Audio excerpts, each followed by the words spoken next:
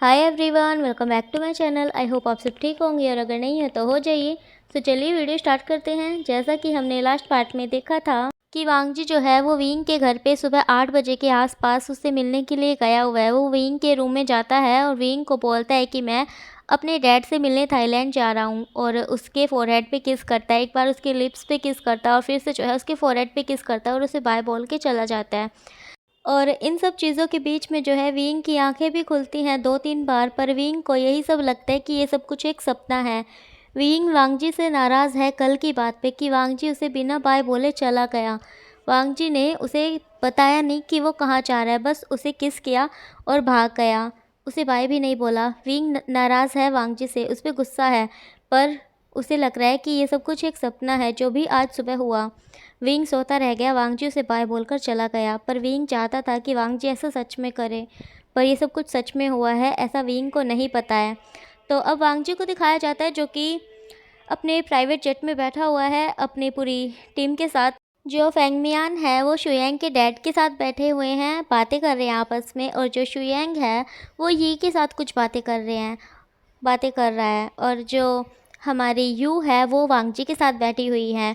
वांगजी अब यू को बोलता है, आंट प्लीज़ आप मुझे यहाँ पर सब कुछ बता सकते हैं ना, अभी हमें पहुँचने में टाइम लगेगा, प्लीज़ आप मुझे बताइए वुयोंग के बारे में।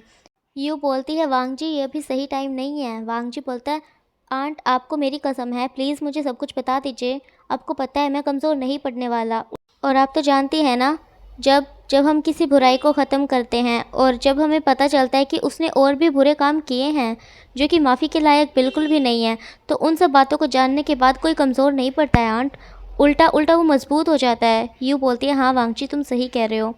तो जो वांगजी है वो बोलता है, प्लीज़ आंट फिर मुझे बताइए ना, सब कुछ मैं जानना चाहता हूँ, प्लीज़ आंट, प्लीज़ आपको मेरी कसम है, प्लीज़ मना मत कीजिएगा, प्लीज़ मुझे बताइए आंट प्लीज़। यू बोलती है, ठीक है वांगजी मैं तुम्हें बताती हूँ, तो मैं कहाँ से स्टार्ट करूँ, मुझे समझ नहीं आ रहा। वांगजी बोलता है, बिल्कुल शुरू से स्टार्ट कीजिए, बिल्कुल शुरू से। तो जो यू है वो बोलती है, ठीक है।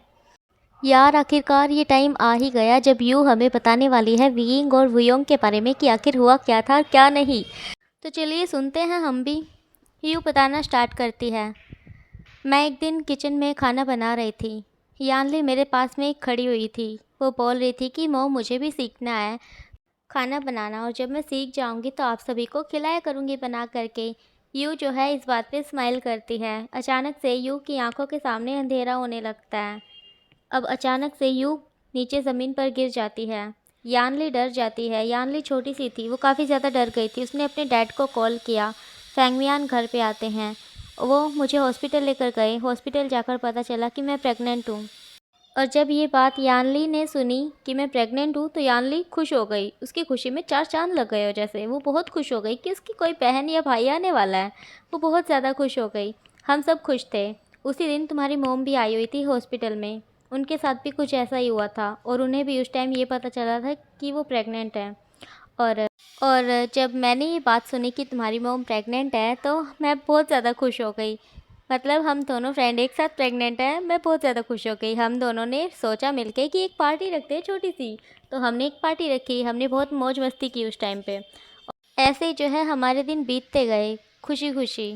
फिर अचानक से जब मुझे 6 महीने हो गए, तब मैं गाड़ी में जा रही थी फैंगमियान के साथ, और तब तब हमारी गाड़ी की एक छोटी सी टक्कर हो गई थी एक बड़े से ट्रक के साथ। मुझे सर पे थोड़ी सी चोट लग गई थी, ज़्यादा नहीं बिल्कुल थोड़ी सी, पर फेंगमियान डर गया। फेंगमियान मुझे हॉस्पिटल लेकर गया। हॉस्पिटल जाने से पहले ही जो है मैं बेहोश हो गई, और फिर डॉक्टर ने मुझे चेक किया।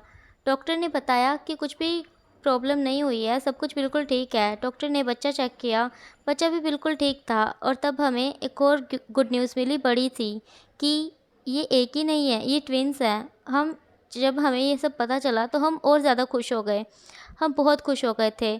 और जब तुम्हारे डैड को ये बात पता चली कि जो है मैं ट्विंस बेबी से प्रेग्नेंट हूँ, तो वो भी बहुत ज़्यादा खुश हो गए।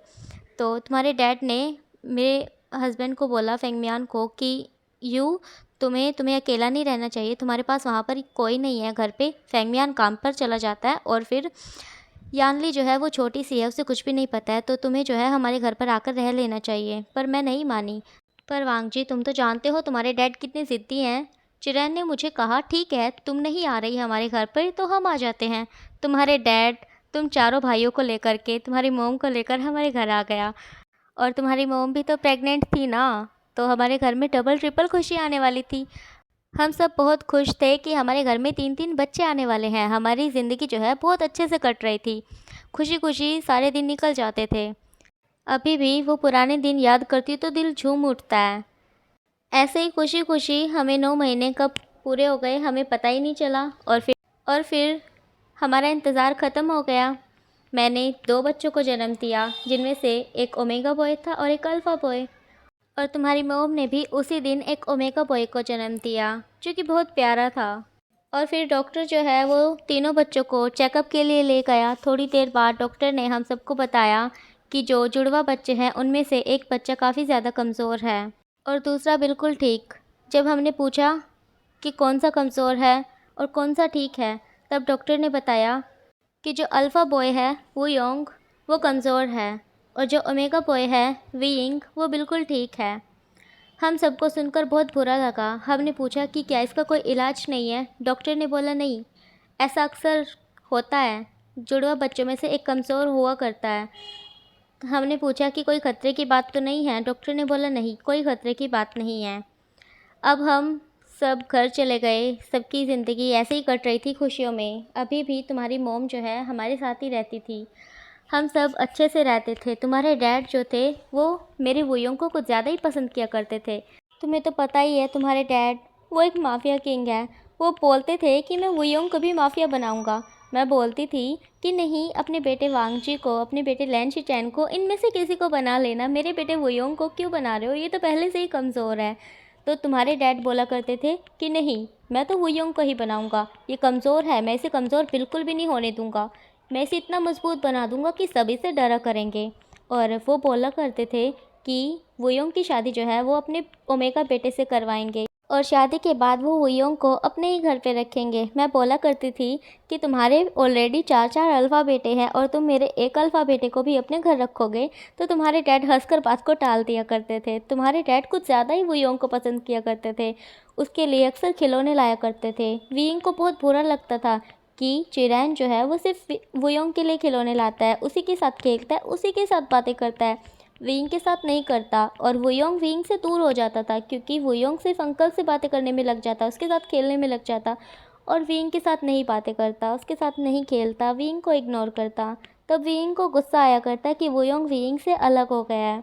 वीइंग को बिल्कुल भी अच्छा नहीं लगता, इसीलिए वीइंग को चिरैन कुछ ज़्यादा पसंद नहीं था। उसे गुस्सा आया करता था कि जब भी चिरैन आते हैं, वुयोंग के लिए खिलौने लाते हैं, वुयोंग को अपनी तरफ कर लेते हैं और मुझसे दूर कर देते हैं। वीइंग बहुत ज़्यादा कम बोलता था, बिल्कुल भी हंसता नहीं था, किसी के साथ ज़्यादा बातें नहीं करता था, खेलता भी नहीं था। और दूसरी तरफ वुयोंग वो पूरा का पूरा उल्टा था, वीइंग से बिल्कुल अलग।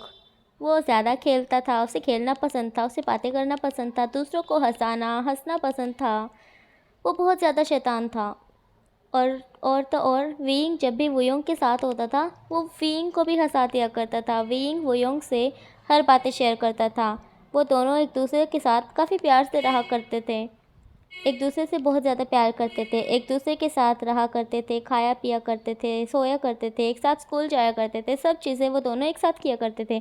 यहाँ तक कि कपड़े भी एक जैसे पहना करते थे, बस हेयर स्टाइल दोनों अलग अलग बनाते थे। क्योंकि विंग वो पोनीटेल बनाया करता था क्योंकि उसे ओमेगा की तरह लगना था, और वुयोंग वो लड़कों की तरह बनाता था बालों को।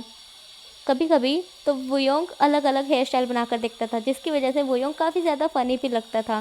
फिर सब जो है वो वुयोंग पर हंसा करते थे, उसका मजाक बनाया करते थे, और फिर वीइंग वुयोंग को प्रोटेक्ट किया करता था, जैसे कि वीइंग उसका अल्फ़ा ब्रदर हो। उसके लिए काफ़ी ज़्यादा पॉसेसिव था वीइंग। वीइंग को बिल्कुल भी अच्छा नहीं लगता था जब कोई वुयोंग को नीचा दिखाता था। वीइंग उसके साथ लड़ लिया करता था। वीइंग बहुत मजबूत था दिल से। वीइंग वुयोंग को बहुत ज़्यादा प्यार करता था, बहुत ज़्यादा। मैं तो वीइंग को समझाया करती थी कि वीइंग वुयोंग से दूर रहा करो, वुयोंग शैतान है, तुम्हें भी बना देगा। पर वीइंग मुझे ही डांट दिया करता था कि मॉम, आप मेरे वुयोंग के बारे में कुछ मत बोलिए।